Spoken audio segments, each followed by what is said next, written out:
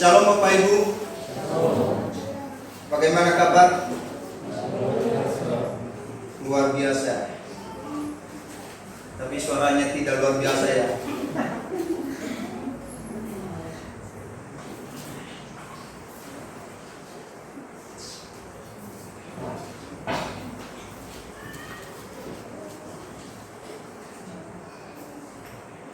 Baik, saat ini saya mengajak Bapak Ibu untuk membuka Alkitab yang terambil di dalam Yesaya pasal 40. Yesaya 40 ayat 26 sampai 31.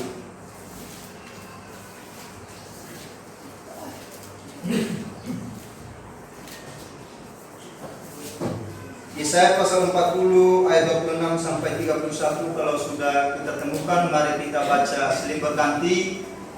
Saya membacakan ayat yang 26, Bapak Ibu membaca ayat 27 hingga bergantian sampai 31.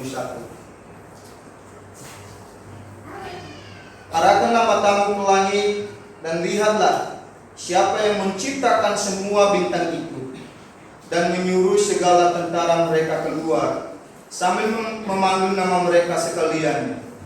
Satu pun tidak ada yang tak hadir, oleh sebab Dia Maha Kuasa dan Maha Kuat.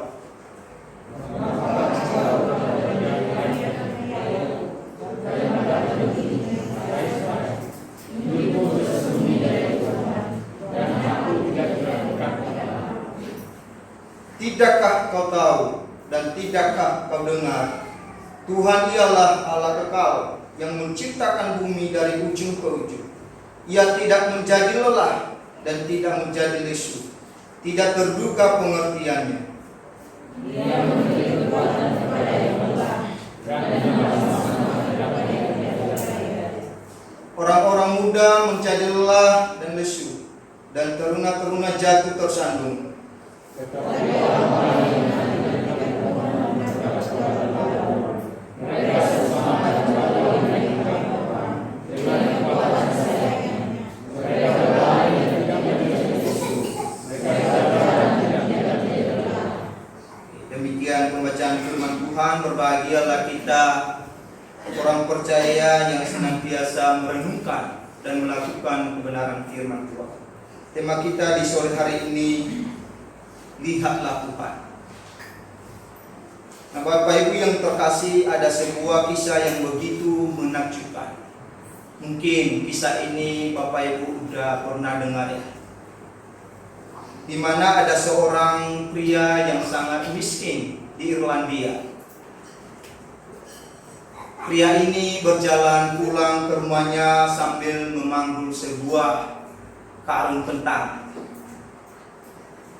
Lalu di tengah-tengah perjalanannya Bapak Ibu, tiba-tiba melintaslah sebuah kereta kuda. Lalu si pemilik kereta tersebut mengajak pria ini untuk naik bersama-sama dengan dia di atas kereta. Setelah pria ini naik, lalu ia duduk sambil memanggul karung bawaannya itu. Lalu si pemilik kereta ini berkata, letakkan karung bawaan itu. Lalu pria ini menjawab, Bapak Ibu, tidak perlu Pak. Bapak sudah memberi saya tumpangan, jadi biarlah barang bawaan saya ini saya panggul sendiri. Jadi akhirnya Bapak Ibu dia panggul hingga sampai dia pulang di rumah. Nah Bapak Ibu yang saya kasihi, apa yang perlu kita ambil dari kisah ini? Kadang-kadang di dalam kehidupan kita, dan secara khusus kita sebagai orang percaya, kita seringkali mengedepankan kemampuan kita. Kita seringkali mengedepankan kekuatan dan kehebatan kita. Kita seringkali merasa bisa di dalam menanggung sebuah beban. Baik itu di dalam menghadapi pergumulan, baik itu di dalam menghadapi persoalan, dan sebagainya. Makanya tidak mengherankan Bapak Ibu bila kita menjadi lelah. bila kita menjadi khawatir, bila kita menjadi ketakutan di dalam menanggung semuanya. Karena kita sudah mengedepankan kemampuan kita. Bapak Ibu yang saya kasihi, ketika Daud menghadapi permasalahan, ketika Daud menghadapi musuh-musuh yang begitu banyak, Bapak Ibu, ia tidak mengandalkan kekuatannya sendiri, tetapi ia melihat kepada Tuhan. Nah, yang menjadi pertanyaannya bagi kita, Bapak Ibu, mengapa kita sebagai orang percaya perlu melihat kepada Tuhan? Sekali lagi saya katakan, mengapa kita sebagai orang percaya kita perlu melihat kepada Tuhan? Yang pertama, Bapak Ibu, karena hanya Tuhanlah yang mampu memberi kekuatan di tengah kesulitan kehidupan kita. Bapak Ibu yang saya kasihi, saya percaya bahwa semua kita yang ada di ruangan ini pastinya memiliki pergumulan yang berbeda-beda. Entah itu kita bergumul untuk masa depan, mungkin saja di antara kita yang hadir pada saat ini sedang bergumul untuk mengakhiri masa jomblonya. Mungkin saja di antara kita ada yang sedang bergumul untuk mendapat pacar baru yang lebih baik. Mungkin saja di antara kita ada yang sedang bergumul bagaimana saya membayar uang SPP anak. Mungkin saja di antara kita sedang bergumul bagaimana saya bisa menjadi orang yang sukses di dunia pekerjaan, di dalam studi. Mungkin saja di antara kita sedang bergumul di dalam kebutuhan sehari-hari.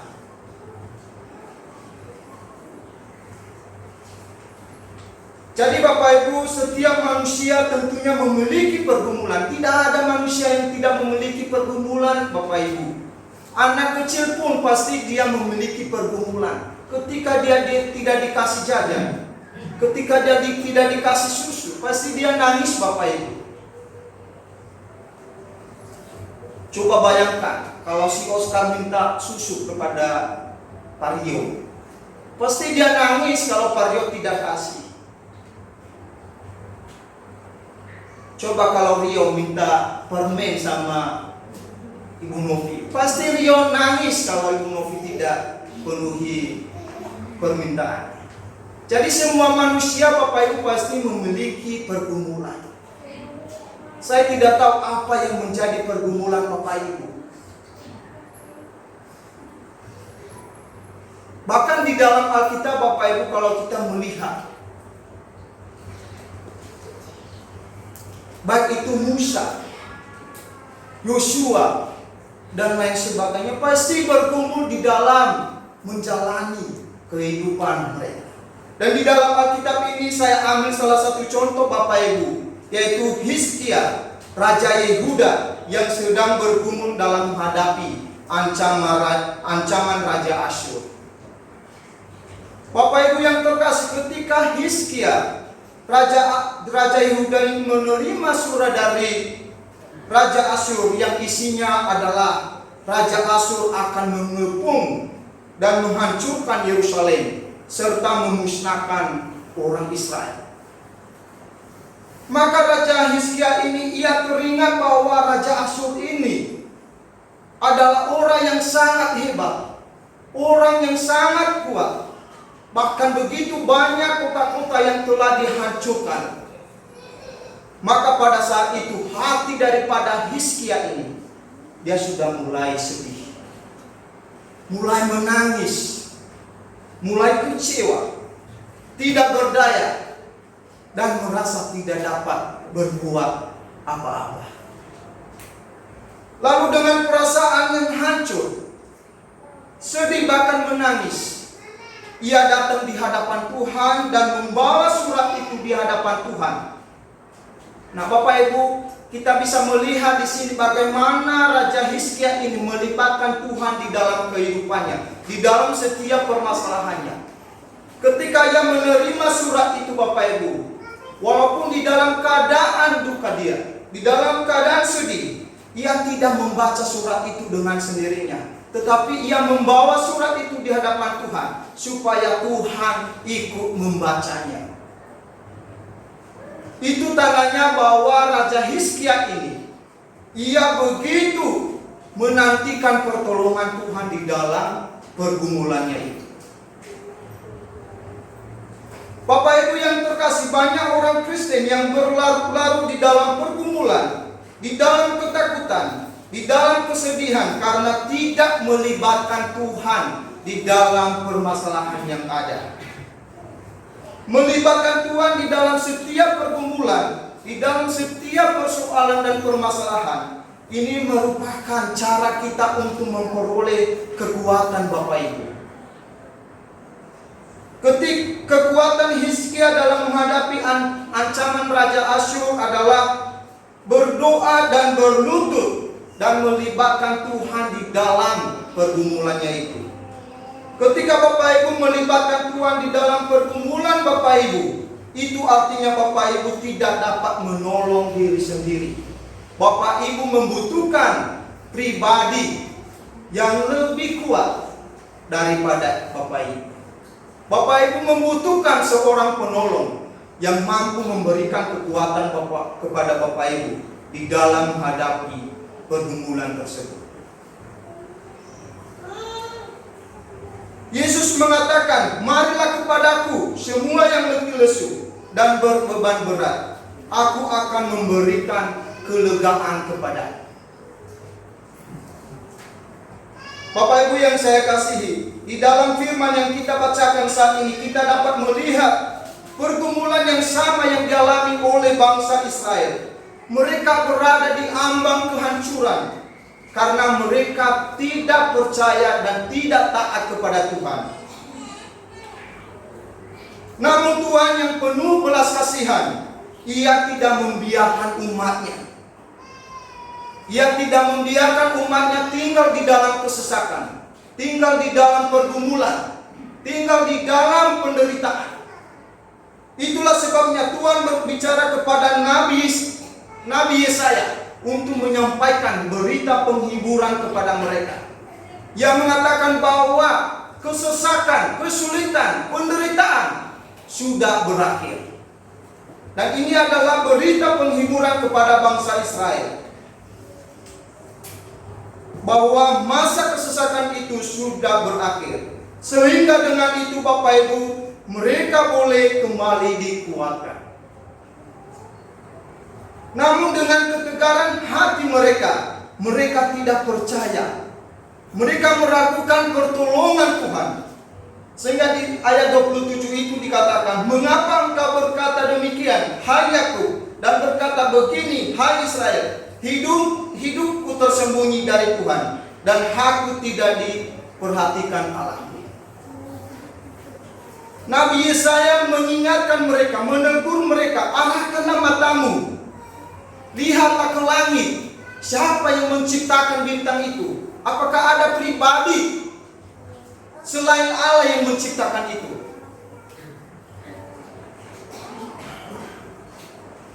Tetapi orang Israel ini begitu tegar hatinya. Mereka tidak percaya. Mereka tidak yakin. Padahal sebelum-sebelumnya mereka begitu banyak mengalami pertolongan Tuhan. Ketika mereka keluar dari tanah Mesir, Tuhan sudah memimpin mereka hingga sampai di tanah Kanaan. Tetapi mereka tidak mengingat itu. Yang mereka ingat sekarang pergumulan mereka. Mereka ada di dalam kesulitan, mereka ada di dalam pergumulan. Itu yang menyelimuti mereka sehingga mereka tidak dapat melihat pertolongan Tuhan. Itulah sebabnya Nabi Yesaya mengatakan, "Dan tidakkah kau tahu dan tidakkah kau dengar, Tuhan ialah Allah yang kekal, yang menciptakan bumi dari ujung ke ujung, namun Ia tidak pernah lesu."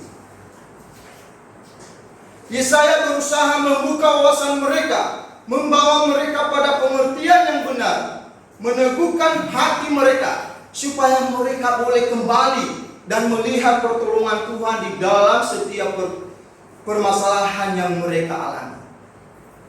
Ketika Nabi Yesaya mengatakan, lihatlah bintang itu dan lihat siapa yang menciptakan itu. Itu tandanya Nabi Yesaya sedang mengatakan bahwa itu yang Tuhan ciptakan, yang tidak bisa diciptakan oleh manusia. Masa pergumulanmu yang sangat sedikit di hadapan Tuhan, Tuhan tidak dapat menolong. Itu yang perlu disampaikan oleh Nabi Yesaya kepada orang Israel, supaya mereka boleh melihat pertolongan Tuhan, supaya mereka tidak melihat terus pergumulan mereka, kesulitan mereka. Bagaimana mungkin mereka bisa memuliakan Tuhan kalau sementara mereka ada di dalam kesulitan, terus mereka mengeluh? Bagaimana mungkin mereka bisa bangkit untuk memuliakan Tuhan kalau hanya itu yang terus mereka lihat adalah pergumulan? Nah, Bapak Ibu yang saya kasihi,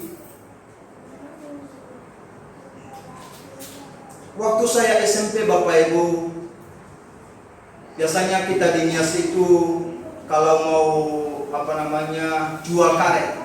Kan di kampung kami itu mata pencariannya adalah karet ya. Jadi ketika kami sudah waktunya untuk menjual karet itu, Bapak Ibu, kami harus menjualnya, karena itu adalah salah satu mata pencarian kami. Lalu Bapak Ibu, kira-kira waktu itu saya kelas 3 SMP ya. Jadi orang tua menyuruh saya untuk mengangkat karet itu. Kalau tidak salah waktu itu ada sekitar 30 kiloannya. Jadi Bapak Ibu, itu sebetulnya itu tidak sesuai dengan kemampuan saya. Tetapi karena orang tua saya memaksa saya, kalau saya tidak mengangkat, menjual itu, maka saya tidak dikasih makan. Saya tidak dikasih uang sekolah. Jadi mau tidak mau, jadi saya harus pergi. Dan tempat penjualan karet itu, Bapak Ibu, jauh sekali. Ada sekitar 4 kilo. Dan itu jalan kaki, Bapak Ibu. Dan jalannya sangat tidak bagus. Nah, ketika saya angkat beban itu, Bapak Ibu, karena beban itu tidak sesuai dengan kapasitas kemampuan saya. Jadi di perjalanan saya begitu mengeluh. Waktu itu saya sempat nangis. Saya sempat meneteskan air mata. Ketika saya angkat itu, saya tidak bisa melihat kanan kiri saya karena beban yang begitu berat. Nah, demikian banyak orang Kristen yang tertidur di dalam pergumulan, persoalan hidup, sehingga tidak dapat bangkit dan melihat Tuhan sebagai sumber pengharapan, sukacita dan kekuatan. Nah, Bapak Ibu yang saya kasihi, kadang-kadang kita mengakui Tuhan adalah Maha Kuasa, tetapi kita meragukan Dia. Ketika kita menghadapi kesulitan, yang terutama kita cari adalah sesama kita manusia. Baru kita mengakui Tuhan, bahwa Tuhan telah menolong saya setelah persoalan dan permasalahan kita sudah selesai. Nah, Bapak Ibu yang terkasih, kita seringkali meragukan Tuhan di dalam setiap pergumulan hidup kita. Sadar tidak sadar, Bapak Ibu, walaupun kita seringkali Tuhan yang menolong saya, Tuhan yang menguatkan saya di dalam melewati pergumulan ini, tetapi itu hanya ucapan semata, hanya didorong oleh perasaan. Ketika suasana hatinya baik-baik saja, maka diakui Tuhan. ketika uangnya sudah mulai habis, sudah mulai bimbang dan khawatir, dan memikirkan bagaimana membayar uang kos, membayar uang SPP. Dan dia terus memikirkan, dan akhirnya dia frustasi, stres, dan tidak berdaya lagi. Bapak Ibu yang terkasih, ketika anak berkata kepada bapaknya, "Ayah, pesawat itu begitu jauh." Lalu ayahnya mengajak dia ke bandara. Lalu dia perlihatkan kepada anaknya yang bertanya kepada dia tadi, "Ini nak pesawat yang kamu bilang tadi tinggi sekali. Nah, sekarang sudah dekat di hadapan." Nah, Bapak Ibu yang terkasih, kenapa seringkali kita menganggap bahwa kita tidak ditolong oleh Tuhan di dalam setiap pergumulan kita? Karena kita sering menjauh dari Tuhan. Ketika ada permasalahan, yang terutama kita cari adalah sesama manusia. Kita tidak mendekatkan diri di hadapan Tuhan. Nah, Bapak Ibu yang saya kasihi, saya tidak tahu apakah Bapak Ibu masih ingat perumpamaan Tuhan Yesus mengenai anak yang hilang. Apa yang terjadi ketika anak itu jauh dari keluarganya, jauh dari orang tuanya, Bapak Ibu? Apa yang dialami? Dia mengalami kesulitan, dia mengalami permasalahan, bahkan kebutuhannya sehari-hari pun dia sulit dapatkan. Karena dia sudah jauh dari orang tuanya, karena dia sudah jauh dari ayahnya. Padahal ayahnya begitu banyak harta, begitu banyak kekayaan. Tetapi ketika anak yang hilang ini kembali kepada orang tuanya, dia kembali menikmati kebahagiaan bersama ayah. Nah, demikian itu Bapak Ibu, ketika kita sudah dekat di hadapan Tuhan, mendekatkan diri kepada Tuhan, maka permasalahan yang kita alami itu, Tuhan memberikan kelegaan kepada kita, dan kita bisa terus menikmati pertolongan Tuhan, terus melihat pertolongan Tuhan di dalam setiap pergumulan hidup kita. Pergumulan kita seringkali menghalangi kita, Bapak Ibu, untuk melayani Tuhan, membuat kita malas untuk melayani Tuhan. Untuk apa saya melayani Tuhan, sementara saya tidak ditolong oleh Tuhan, sementara saya sedang dalam kesulitan, tetapi Tuhan tidak pernah memperhatikan saya. Nah, Bapak Ibu yang saya kasihi, mari kita belajar dari Hizkia ini, yang tidak menanggung pergumulan sendiri, namun ia melibatkan Tuhan di dalam permasalahan yang dialami. Marilah kita lihat Tuhan sebagai sumber pengharapan kita. Dialah satu-satunya kekuatan yang mampu membangkitkan orang yang tidak berdaya. Dikatakan di ayat 29 itu, dia memberikan kekuatan kepada yang lelah dan menambah semangat kepada yang tidak berdaya. Nah, Bapak Ibu yang saya kasih, ketika Bapak Ibu berada di dalam pergumulan, mari Bapak Ibu membaca ayat ini. Tuhan berjanji bahwa Dia memberikan kekuatan kepada kita yang sedang lelah. Mari kita datang kepada Tuhan. Mari kita melibatkan Tuhan di dalam setiap pergumulan kita.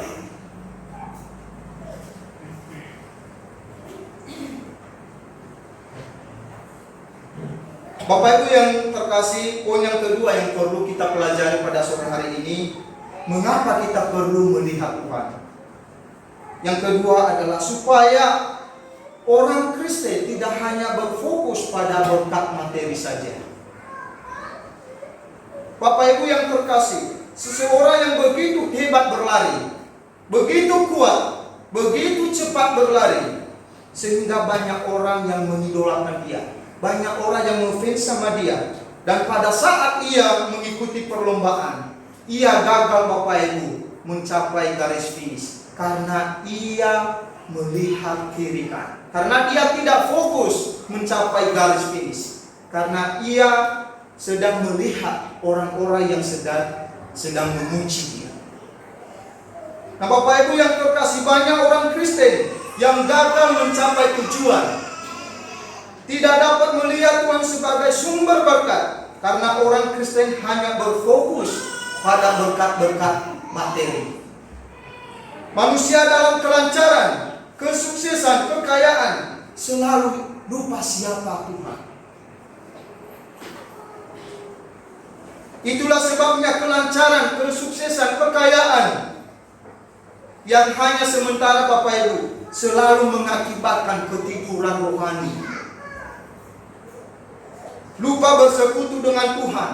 Hati dan pikiran sudah diselimuti oleh kekayaan, oleh hal-hal duniawi, oleh segala kesibukan dalam pekerjaan, dan membawa jauh keluar dari jalur yang seharusnya.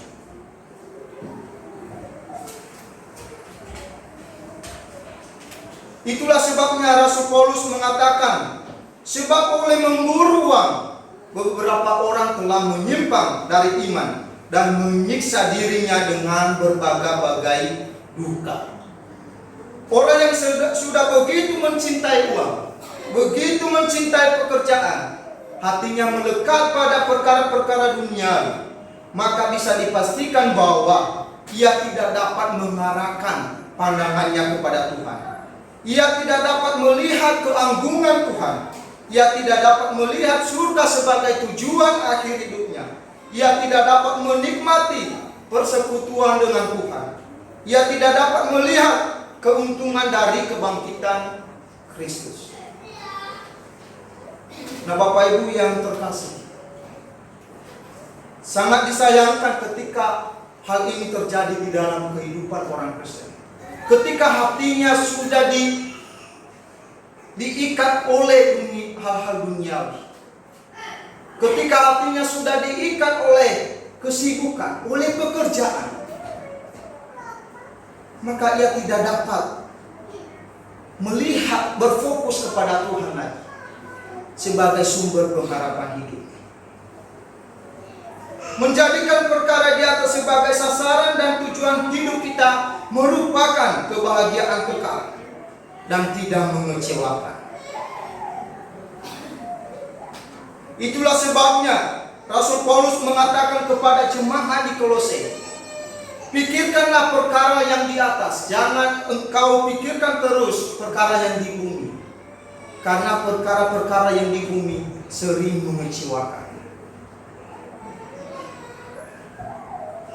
Kebangkitan Kristus adalah jaminan hidup kekal bagi kita. Ia naik ke surga untuk menyediakan tempat bagi kita. Nah Bapak Ibu yang terkasih, kita yang sudah memiliki jaminan kekal, bukan berarti bahwa kita tidak perlu bekerja, melakukan aktivitas, mencari kebutuhan sehari-hari, bukan. Tetapi yang dimaksud adalah jangan biarkan semuanya itu menyelimuti, menguasai, dan membuatmu untuk tidak datang kepada Tuhan. Nah banyak orang Kristen saat ini Bapak Ibu diajak untuk beribadah, tetapi tidak bisa. Kenapa? Sibuk pekerjaan.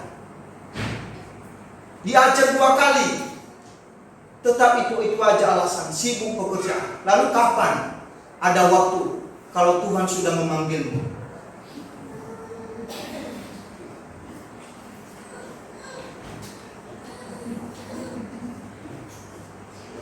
Ekstrim yang selalu menjadi permasalahan di dalam kehidupan orang Kristen adalah banyak orang Kristen yang tidak datang kepada Tuhan oleh karena alasan pekerjaan, kesibukan dan lain sebagainya. Nah inilah permasalahan yang sering terjadi dalam kehidupan orang Kristen. Banyak orang Kristen yang datang juga beribadah hanya sebagai kewajiban, sebagai rutinitas, tanpa mengerti apa esensi ibadah itu. Kenapa saya datang ibadah? Kenapa perlu saya jauh-jauh hanya untuk datang beribadah?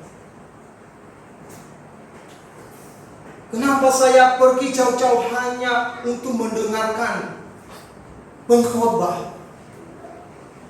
Nah, orang yang tidak mengerti esensi ibadah, Bapak Ibu, pasti menganggap ibadah itu sebagai rutinitas, sebagai kewajiban. Nah, kalau ada di dalam konsep kita itu, Bapak Ibu, tidak jauh beda kita dengan agama-agama lain.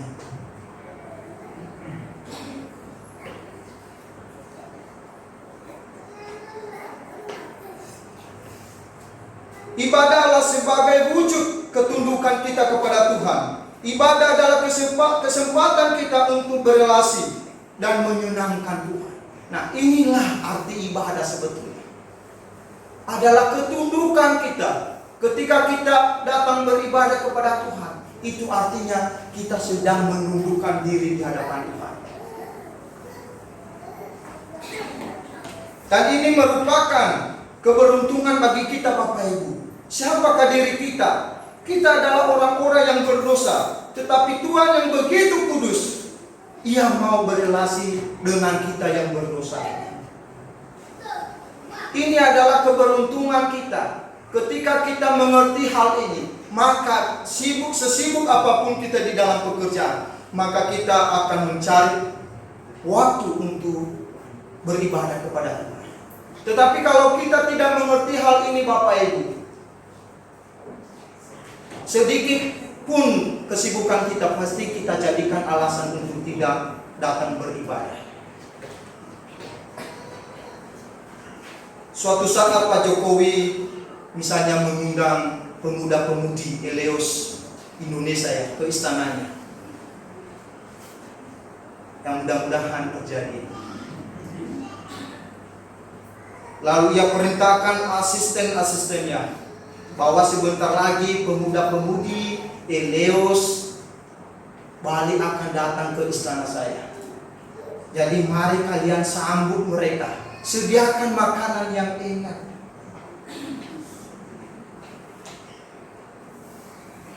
Saya percaya bahwa pemuda-pemudi Eleos Bali akan meninggalkan segala pekerjaan mereka, akan meninggalkan segala kesibukan mereka.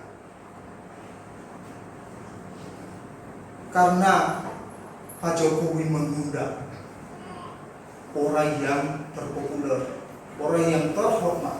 Siapa sih yang tidak datang? Jangankan diundang untuk bertamu, diundang untuk bersih-bersih rumahnya pasti ada yang mau.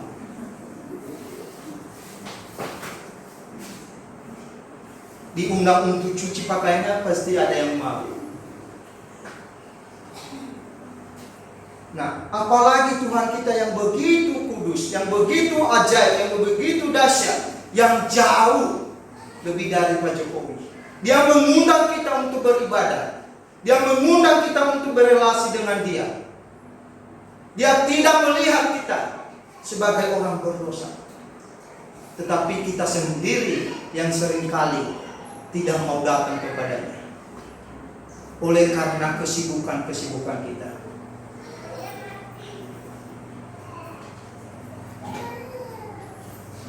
Nah, sekali lagi saya katakan Bapak Ibu, orang yang mengerti tujuan mengapa kita datang beribadah, tentunya tidak mencari alasan untuk tidak mau ikut beribadah.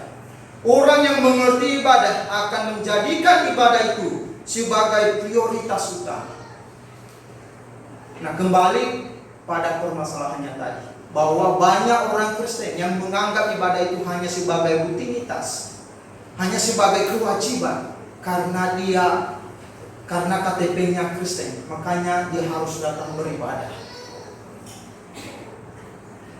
Nah, Bapak Ibu yang terkasih, ini yang perlu kita perhatikan. Saya dan Bapak Ibu adalah orang yang sulit mengerti hal ini. Mari kita meminta pimpinan Tuhan, supaya kita bisa disadarkan, diubahkan, sehingga kita tidak terus tertidur di dalam kesibukan kita.